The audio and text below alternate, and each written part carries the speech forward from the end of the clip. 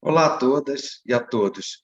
Meu nome é Márcio Migon, sou assessor especial do Ministério da Ciência, Tecnologia e Inovações do Brasil e, atualmente, também coordenador do Comitê Gestor da Internet no Brasil, CGI.br, um comitê multissetorial responsável por acompanhar, debater e estabelecer uma série de diretrizes relacionadas com o desenvolvimento da internet no Brasil.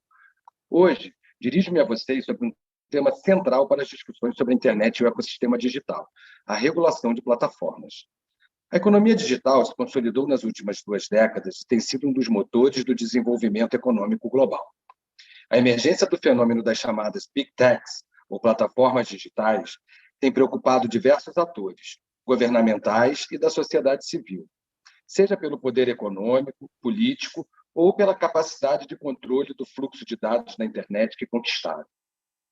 Os impactos dos modelos de negócios calcados na extração e análise de dados em processos democráticos, nos comportamentos individuais ou no surgimento de novas formas de trabalho, impulsionam um novo tipo de desenvolvimento que se coloca além da capacidade tradicional dos Estados e da sociedade civil organizada de conduzir as transformações sociais necessárias, calcadas no interesse público.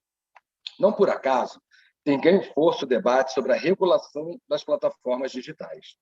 As plataformas, que são geridas por empresas da economia digital, alcançaram um valor de mercado sem precedentes e passaram a gozar de um tipo de poder ainda pouco compreendido.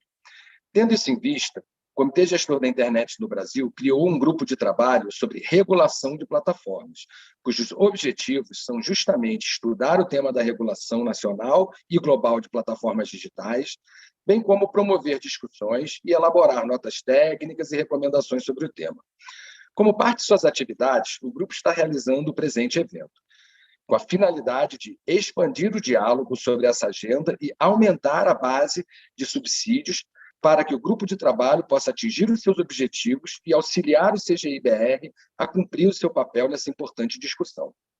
De tal sorte, os debates ora previstos, que contarão com profissionais renomados e reconhecidos globalmente, serão fundamentais para diagnosticarmos a natureza do poder das plataformas, os seus modelos de negócios, o estado da arte do debate e as experiências internacionais comparadas, com a aplicação de ferramentas específicas na regulação do setor.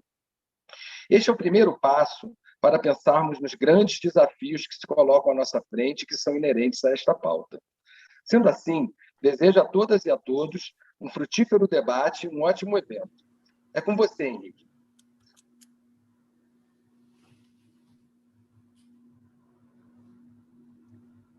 Boa tarde a todos. Espero que todos estejam bem. A gente está iniciando hoje, como disse o Migon, esse ciclo de conferências sobre regulação de plataformas, que vai ter sequência na próxima semana, nos dias 25 e 27.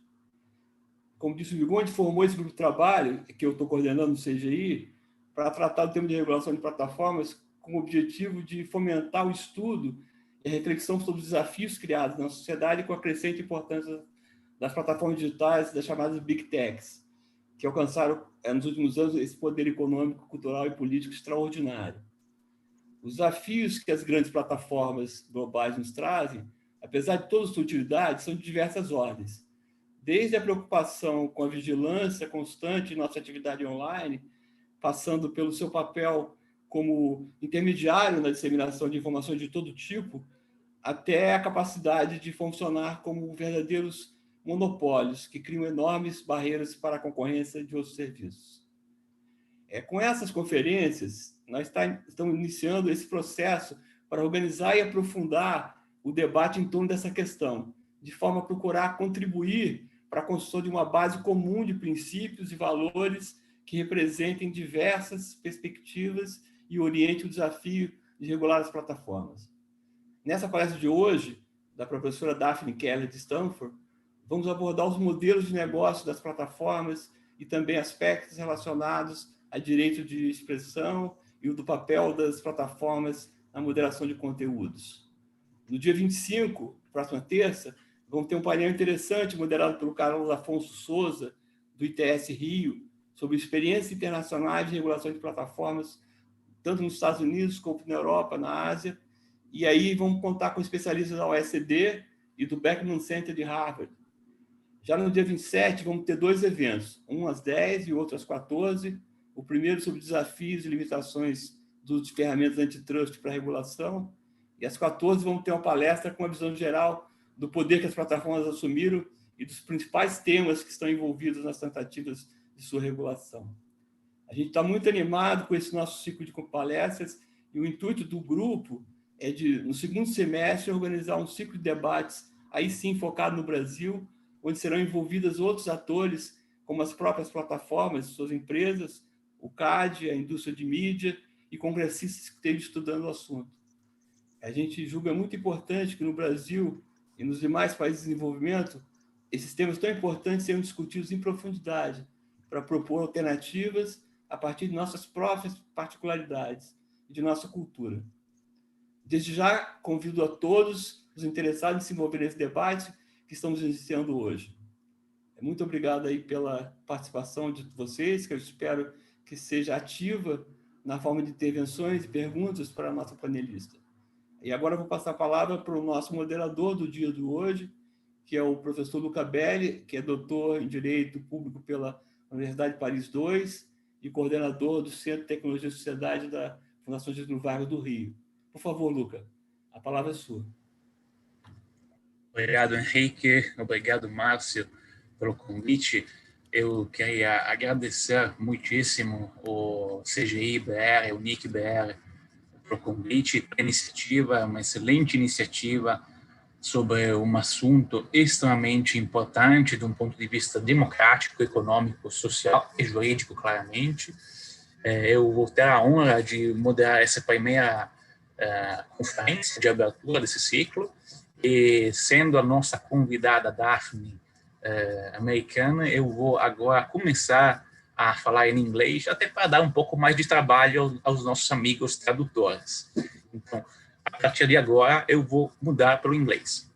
Daphne, it's a great pleasure to have you here with us. It's we know each other since several years, since we started both discussing platform regulation issues in international fora like the IGF, where we had a lot of occasions to speak together. You are one of the most renowned experts in platform regulations issue in the world. You are the directress of the Platform Regulation Program at Stanford Cyber Policy Center.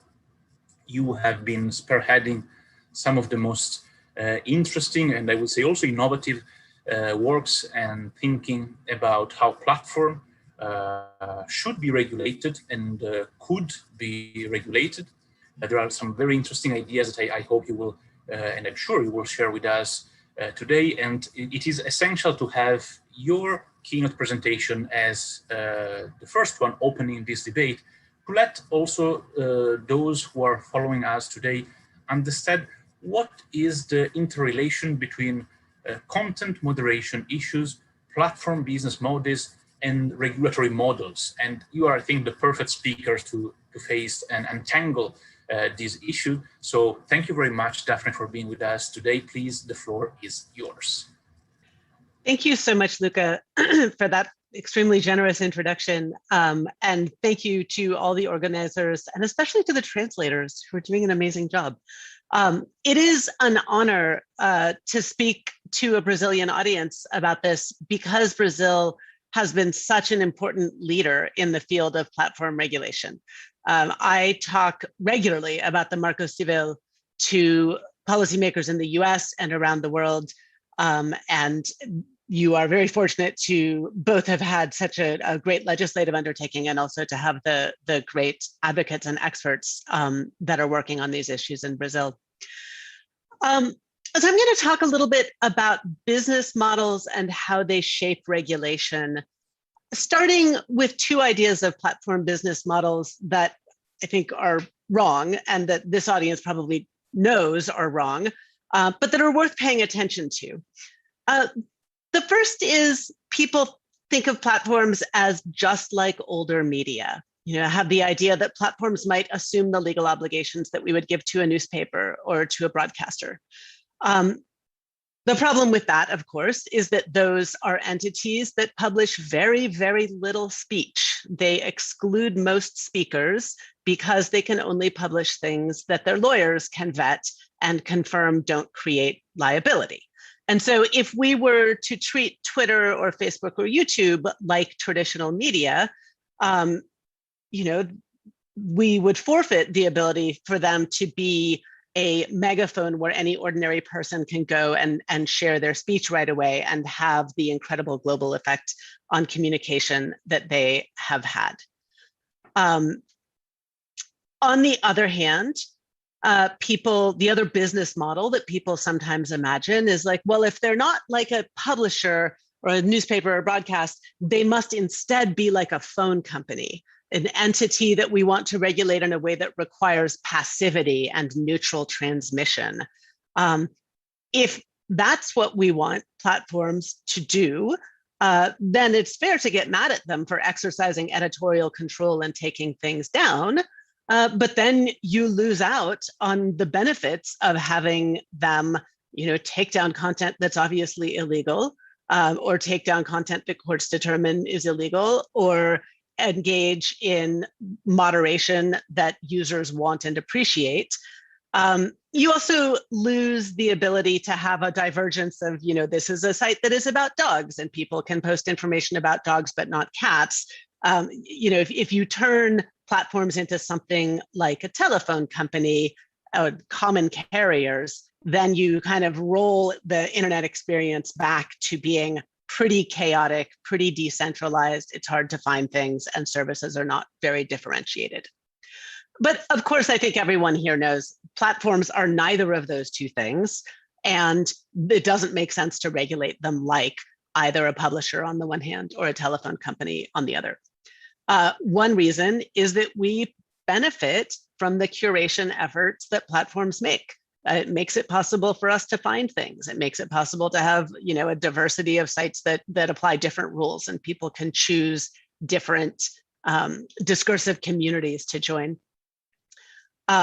We benefit from them not having to do the legal assessment that a publisher has to do, because it creates the ability for us to send our baby pictures or our, Me Too posts or police brutality videos, things that broadcasters would be wary of transmitting until their lawyers were able to vet it.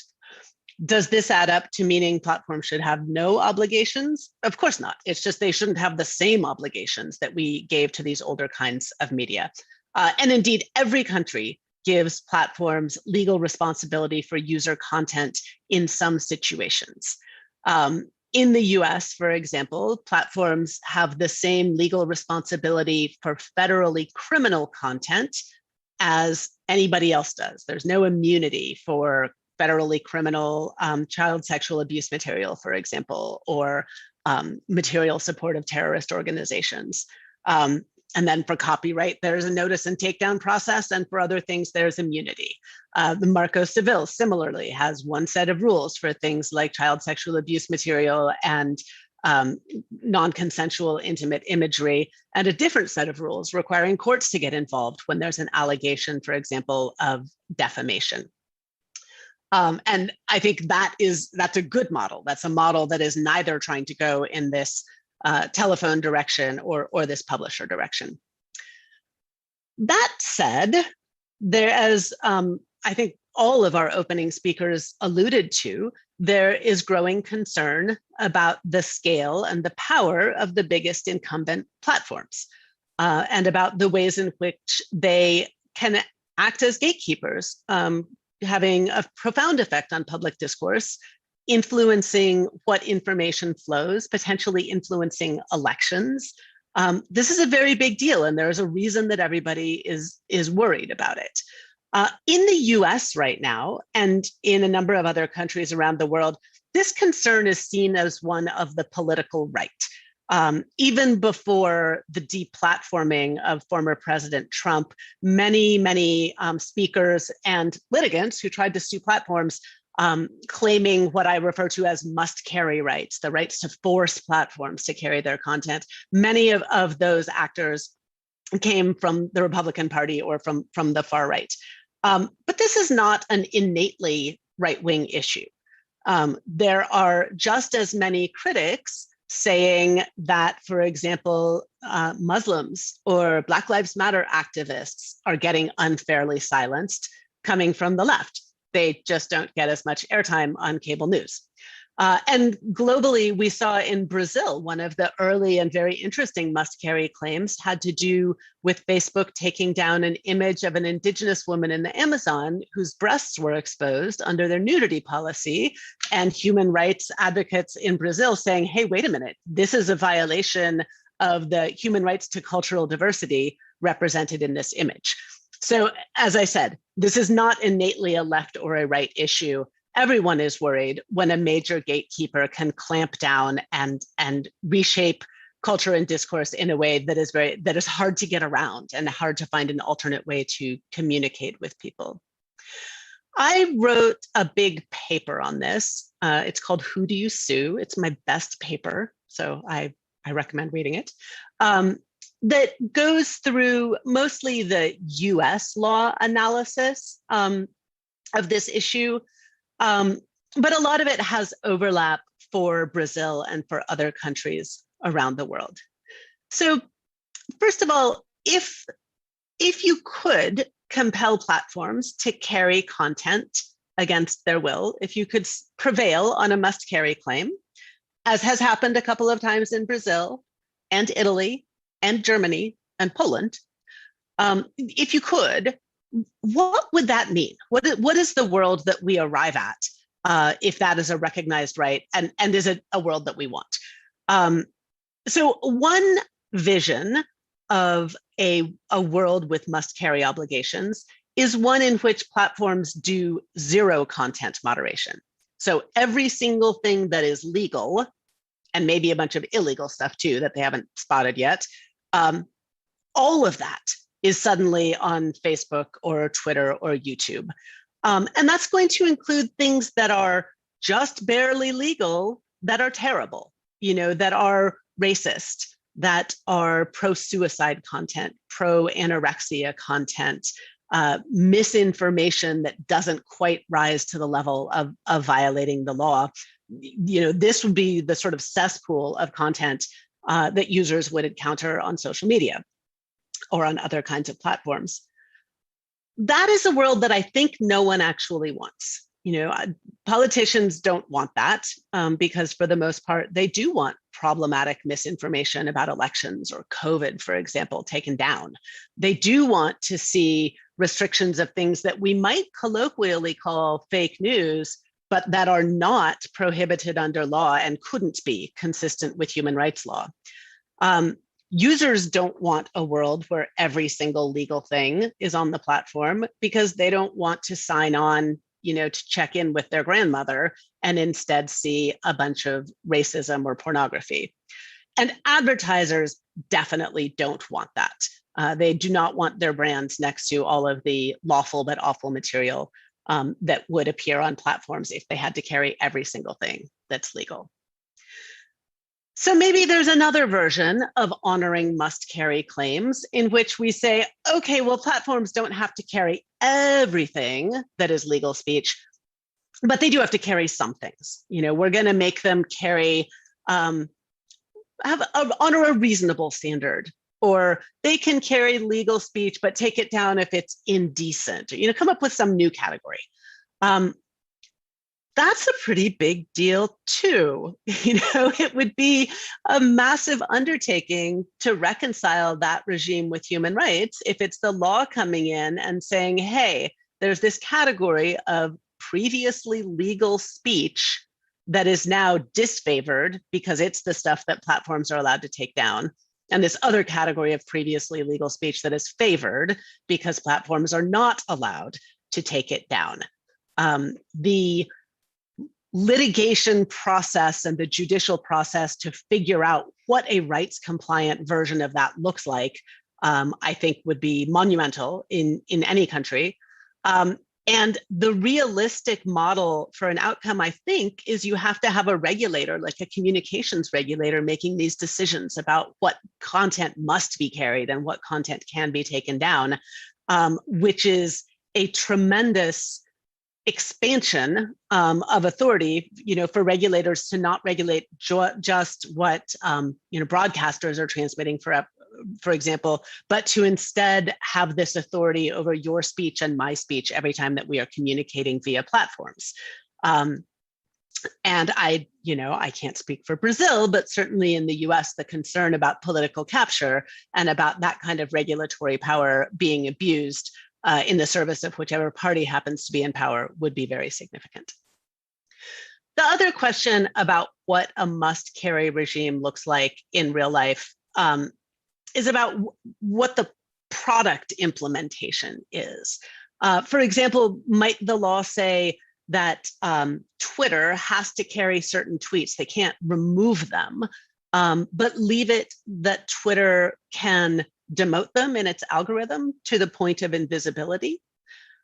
And if it doesn't mean that, if in fact the regulator is coming in and saying, no, you cannot algorithmically demote this either, then we're in a world of regulatory oversight of algorithms that is also a tremendous step forward into regulatory control over ordinary people's discourse online, and also requires a degree of engineering expertise and staffing in regulatory bodies that's a little hard to imagine. The other big question about making platforms carry content is how to reconcile it with the First Amendment or with its global analogs. And this is something where the legal answers, the constitutional answers, are different in the US than they would be in a number of other countries. That's why there have been courts that have upheld some must-carry cases in the countries that I listed, and there have not in the US. In the US, there have been over 30 cases attempting to enforce must-carry rights, and platforms have won every single one of those cases. For one reason is because the platforms themselves have First Amendment rights to set editorial policy in a way that is recognized strongly in US law and less so in the laws of many other countries. But here, even under the US's sort of relatively extreme First Amendment doctrine, you get to some interesting answers that intersect with our questions about business models and also intersect with questions about competition specifically. If you look at the US case law about requiring cable companies to carry content, for example, or requiring television companies to carry content, the reasoning at heart is that the more a private communication channel owner is acting as a gatekeeper or a bottleneck, or as the only place you can go to get your communication across, the more legitimate it becomes for lawmakers to intervene and say, hey, actually, there is some stuff that you do have to carry. In the US and in many other countries, that ability of the government to compel certain content to be carried on the platform is predicated on the idea of spectrum scarcity, of the idea that in broadcast, there are a finite number of channels on which to speak, and therefore having the government divvy them up makes sense. It is difficult in US precedent to translate that into regulation online, where in principle, there are an infinite number of other places that anyone can go to speak. Nonetheless, there are plenty of activists and academics looking at ideas like, well, maybe there's attention scarcity. Maybe there is a doctrinal hook for compelling the biggest platforms to carry content if they have a monopoly over too much of the share of the audience and of user attention. This gets me back to business models, because I think in this situation we're in, where there's such concern about gatekeeper power and such desire for a greater diversity of smaller gatekeepers, different people setting different rules so that there aren't a handful of giant corporations really shaping what we all see. There are some business model responses or competition law-based responses that might be useful. And one thing that makes these competition-based responses useful is that they might bypass the questions about speech. They avoid having the government set the speech rules saying you have to carry this or you cannot carry that. And they instead intervene purely at an economic level. The idea here is, first, that the traditional remedies of competition and antitrust involving breaking up a big company into smaller companies don't work very well for social media and online platforms because they benefit from network effects. And so in principle, if you broke Facebook into 15 Facebooks, they would have an economic reason to reconvene into one big Facebook again. So you can't, we assume that doesn't work very well. But there's this other alternative, which in economic terms could be thought of as unbundling, or in telecommunications terms can be thought of as unbundling. This is the idea broadly of having a mechanism to bring competition into markets that are subject to network effects by requiring the incumbents to license their resources to newcomers, to license resources that are hard to duplicate, in particular, to newcomers. And in the case of today's biggest platforms, the resource they have that's hard to duplicate is us. It's our data and our content and our social graphs of who our contacts and connections are. That's the thing that competitors would need access to in order to provide viable competition. And if there were a mechanism to give competitors access to that treasure trove of data and user content, then you could potentially bring in competitors who build on top of Facebook or build on top of Twitter, but offer a different set of content moderation rules. You could have a Disney version of Twitter that is pretty boring.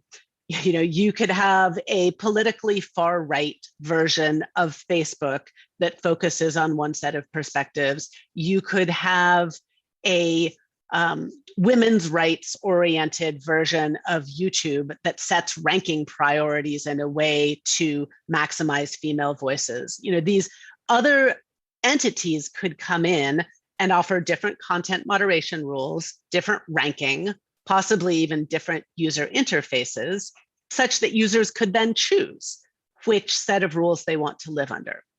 That has the benefit both of creating a lot of different smaller communities with pluralism and diversity and different rules, and also of reducing the gatekeeper power of specific incumbent to set the rules for everyone else, because now there are a whole bunch of little gatekeepers. It also, if it can be implemented, creates a way for example, if you are a female journalist on Twitter who is being harassed, you can migrate to a version of Twitter that has more robust enforcement against harassers without losing access to all your contacts, losing the history of your tweets and the responses, losing all of the things that make you want to stay on Twitter. This model, I think, it's been around in various forms for a long time, but it is an idea whose time has come. There is important writing on it from Mike Masnick, for example, who has a model he calls protocols, not platforms. There's important writing from Cory Doctorow, who he calls this competitive compatibility now, but he used to call it adversarial interoperability, which is a term I like much better. And he is very interested in the ways that we can move toward better innovation by allowing newcomers to basically forcibly interoperate with the incumbents and offer new services. More recently, my Stanford colleague, Francis Fukuyama, has written about this with pretty robust competition analysis behind his thinking, using the title of middleware. And most interestingly, Twitter is experimenting with actually building it. They have something called Project Blue Sky, which is an effort to build out exactly this kind of different and competing set of lenses for content moderation. There There are challenges in doing this. There are, in fact, I think very big challenges in doing this. I did a talk last week for the Knight Foundation about the privacy challenges in particular and the challenges in content moderation. But those are things we can work on. This is a space where bringing engineers and technologists and privacy experts and speech experts and competition experts together to hammer on the problem might actually yield progress. And that makes it very different from the potential speech regulation avenues that get discussed in legislatures, but which in many cases are dead ends for reasons of users' rights, constitutional rights, et cetera, or simply because they would not lead to an outcome that people actually like. So with that, I'm going to stop. I know that Luca has himself done some really interesting work on the interoperability issues here. And so I really look forward to the rest of the discussion. Thank you very much, Daphne, for the very enlightening talk. And actually, you raise a lot of very interesting points that I really want to comment on, and also that led me to think about other good questions that we could start with. And then also I would like to encourage all the participants, all those who are watching the live broadcasting on YouTube, to actually include their thoughts, their questions, their comments in the YouTube chat, so that then we can convey them to Daphne. Now, some very interesting points that you highlighted. A first very important point on which I wanted to reflect is the fact that we are speaking about social media platforms here. And when we speak about platforms, there are many different types of platforms that have very different business models and very different dynamics. And social media platforms, is the issue of the day in this discussion, is one of the types of platforms. And then also a specific type of platforms that automatically leads the listener to think about Facebook, Twitter, gigantic social media. Actually, a very important point that I wanted to stress with you, and maybe to have, it could be the first question that I would ask you in order to have your thoughts on this, is how can we think about creating rules that are efficient for every kind of player, and that do not only apply to Facebook and Twitter, if we create the rule only having Facebook and Twitter in mind. And let me just provide a little bit more of context, because maybe to make it clear, if we only have gigantic corporation in mind when we have to craft the rule, then we will create a rule that probably only gigantic corporation will be able to comply with. And we may end up creating a beautiful rule for gigantic corporation that will create a huge filter for small and medium enterprises, startups, or social media that are niche ones, but may have exactly the decentralized kind of content moderation approach that you are putting forward, like Mastodon, for instance, which is a federated social network, a niche one so far, but with very interesting ideas, from which I would say Twitter is also copying a little bit in order to create their project. So my first question is, how do you think that an efficient, a sustainable regulatory model could be crafted without risking creating a filter that will allow only established dominant player to comply with the rule? Yeah, it is an incredibly important question. And this is something where I think the EU is in the process of making some very big mistakes. It is all too easy for lawmakers who mostly only hear about the giant incumbents, the Facebooks and YouTubes and so forth of the world, to do exactly as you just described, Luca, to craft rules that make sense for them, or that maybe don't even, but were intended to make sense for them. And then the smaller competitors just cannot possibly afford to hire 30,000 content moderators or to invest $100 million in content filters as YouTube did, and just give up. They cannot be in that space because they can't afford to comply with the new requirements. What the EU is doing is, first of all, they have different obligations depending which technological category you fall into, whether you're a host or a transmission provider, a caching provider. That I think is somewhat useful. Certainly, if you are going to create a bunch of obligations, then it is definitely useful. You definitely don't want to treat everyone up and down the technical stack the same way that you treat a consumer-facing provider like Facebook. But secondly, they are trying to make distinctions based on size. So there are several different breakdowns within the Digital Services Act in which the bigger you get as a platform, the greater the obligations that you have. But I think they have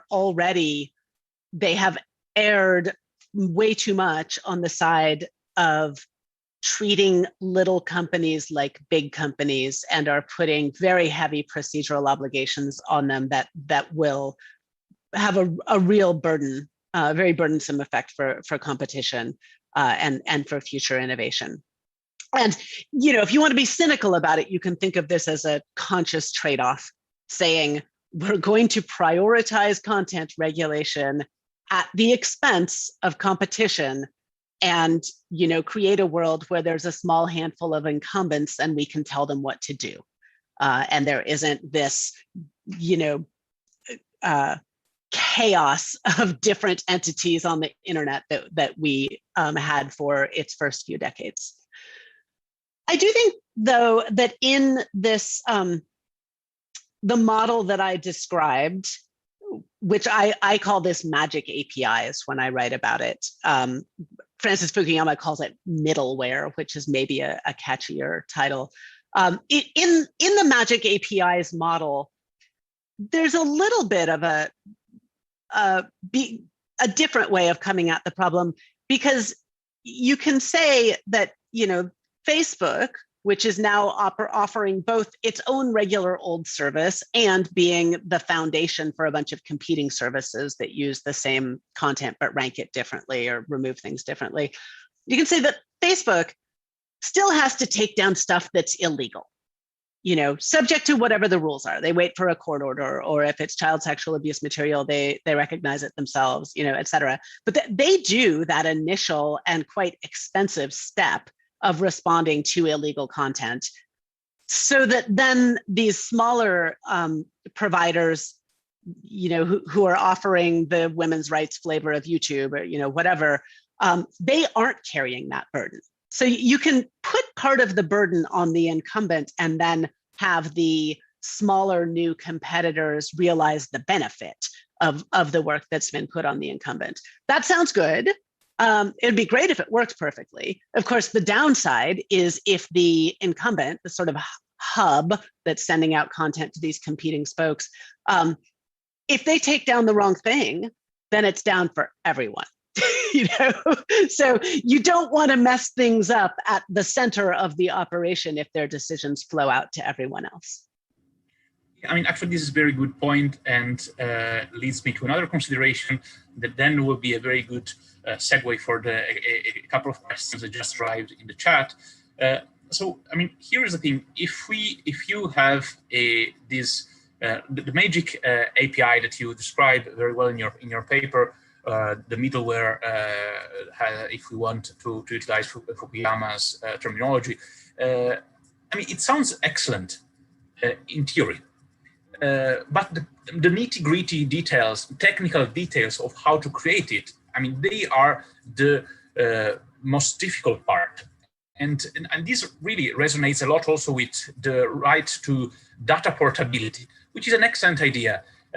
We have it now in Brazil, thanks to Article 18 of LGPD, everyone has the right data portability. As in Europe, everyone, thanks to Article 20 GDPR, has the right data portability. But in practice, no one has it, because it's something that is theoretic, not even theoretically, it's legally in the letter of the law, but to enjoy it, you need to have interoperability standards, technology that allows you to enjoy fully the right, that does not exist, or it is not shared by all the providers so far. So this is a huge hurdle here that I see. Well, there are two. First, having a rule that is smart and sufficiently good quality, and then the technology that allow to implement the rule and to enjoy the rights from the user side.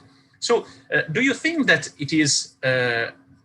it wouldn't be also good to promote investment in technologies that it's very good to have Twitter working on this, but with all due respect for Twitter, which is a company I really like, they are accountable to their shareholders before being accountable to society at large, as any corporation is. And this is not a critique to corporations, it's a very objective statement. So if something has to be done in the public interest, wouldn't it be good to match the regulation also with funds, investment in massive, I would say, investment in technology and research to bake values within the technology, not only within the law? What do you think about this? Well, I think you are right about there being very major technological hurdles. And this is why I use the word magic in calling it magic APIs, because I'm not sure, even if the Facebook or Google or whoever is cooperating as well as they can, it might still be really hard to remotely run a query across Google's whole search corpus as quickly as Google can do it. So I think there's a huge technological hurdle. There's also a big hurdle about how these new competitors are going to make money.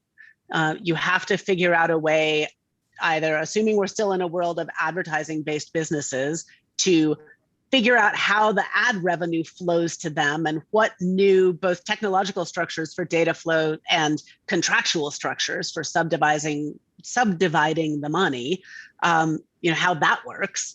And then the other two, I think, much bigger hurdles are, as you and I have talked about, sorting out user privacy and sorting out the costs of content moderation. As to whether public investment is the right answer to arrive at actual compliance with a mandate like this, I need to think about that more. I think standard setting doesn't happen with participants that don't really want standards to get set. And so having some forcing function to make that happen will be important. And whether that is the government coming in and investing in defining standards, or punishment if the companies fail to develop them, I'm not sure what I think is the right mechanism there, but it definitely needs a lot of work and somebody needs to pay for that work.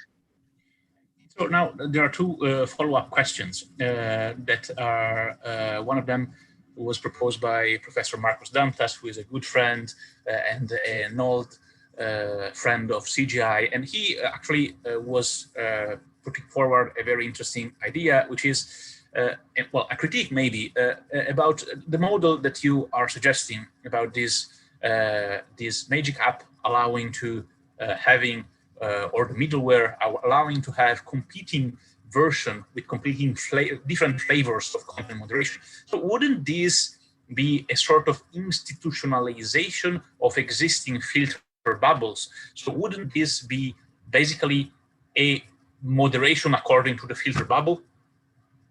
Yes. I mean, that is the biggest downside. Definitely. I mean, to the extent that we're focused on speech and information and democracy issues, the single biggest downside of this model is that it does let people opt in to an environment of all lies or all hate speech. That said, people can do that with their media diet now. And in the US, it would be unconstitutional to stop them. And so that might be a problem that we have a hard time getting away from. The upside that you get in exchange for that is, again, diversity, a pluralism of platform content moderation, so that there aren't just a small handful of companies really controlling what all of us see. and places for users to opt into the speech rules they want to live under. This is the female journalists or Jewish journalists fleeing Twitter because they get so much abuse there, and finding a version of Twitter that works for them. So there's this other set of benefits. Maybe you can, if you're worried about your parents falling prey to barely legal fake news, you help them set up a filter that's going to put labels on things from a trusted journalistic organization. There's just a lot of other problems that we can address through the Magic APIs model. And I'm not sure we're going to fix the filter bubbles problem with any other approach anyway. And so on balance, I think it is a better direction to go in. Excellent. And another question that maybe will be the final one, because I see that we have only 10 minutes left, and this maybe requires a little bit of discussion. So there was a participant asking to provide a little bit more of your thoughts on well, first of all, explain a little bit more about how unbundling would work within platforms. And then which kind of risks and benefits this entail. And actually, this is also something on which I would chip in to, because I've been seriously thinking about this for the past years, because my past experience in telecom law has immediately led me to think about unbundling. But there is a major difference, which is in telecoms. The dominant operator gives access to infrastructure which is neutral, and everyone can use it, and there is no problem in using the infrastructure, at least no negative externality in terms of, for instance, data protection or cybersecurity.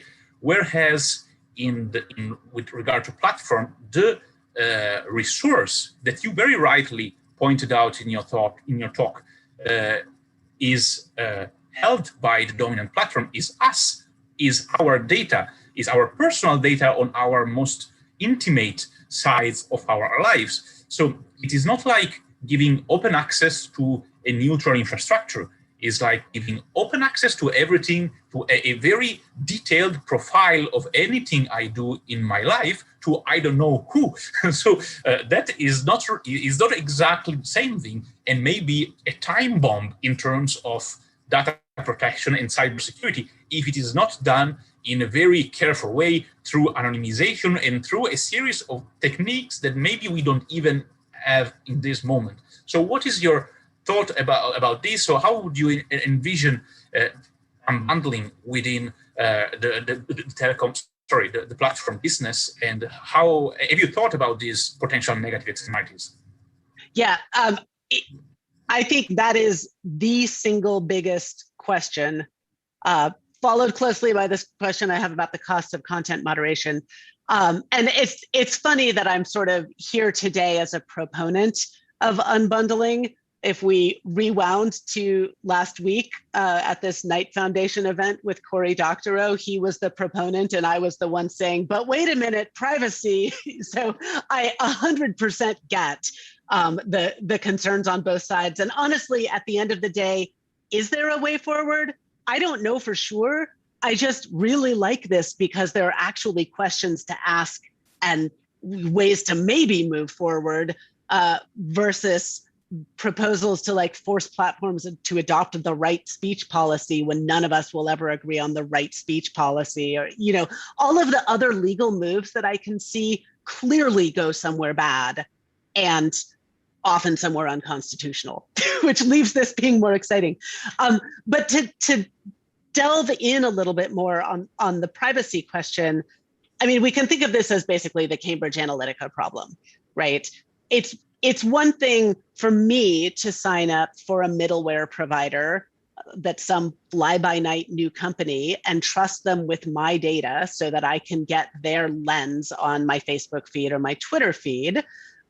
It's something else altogether for me to give them all of my friends' data so that, you know, a post of my cousin breastfeeding, which she intended to share only with her friends on Facebook, is suddenly being held on the servers of my sketchy middleware provider, and who knows what they're going to do with it. On the other hand, if they can't get access to privately shared content, then we can't solve this competitive problem. Then there isn't a way forward here. And there's a paper put out by EFF, co-authored by Bennett Cyphers and Cory Doctorow, that purports to solve this problem. I think it doesn't. I wish it did. But they throw around ideas like, well, maybe the friends should have to consent, which would be great. But if we really moved into an ecosystem with lots of middleware providers, that would mean all of us getting pop-up notices all the time asking us to consent to share data with companies we've never heard of. So that's not perfect. Or one of their answers is, well, there will be liability if there is misuse of the data by these new providers, which is great, except the data's already gone. It's like Cambridge Analytica. It doesn't matter if they're liable after the fact. The data's already out there, and maybe they're not even in your same country and you don't have a way to sue them anyway. So that's not perfect. And then the other idea that gets brought up is, well, Facebook should have to audit the middleware providers with whom it shares this data, which I think it's both kind of unrealistic to think that they would be able to audit deeply enough to really know if abuse is happening or might happen in the future. Also, it's a strange competitive environment if the biggest competitor gets to audit everything that the smaller competitors are doing. So I don't think any of those are perfect. Oh, there's a fourth one. Kevin Bankston used to talk about this. What if there were an escrow system where when I migrate to another platform, I put in here how does it work? Like a hashed version of all of my friends' IDs. And then if they migrate out too, they can identify that we're both, I can't remember. There's something with a trusted escrow system to somehow reconnect with your friends without sharing their data until they consent later on. That one sounded pretty clunky to me also.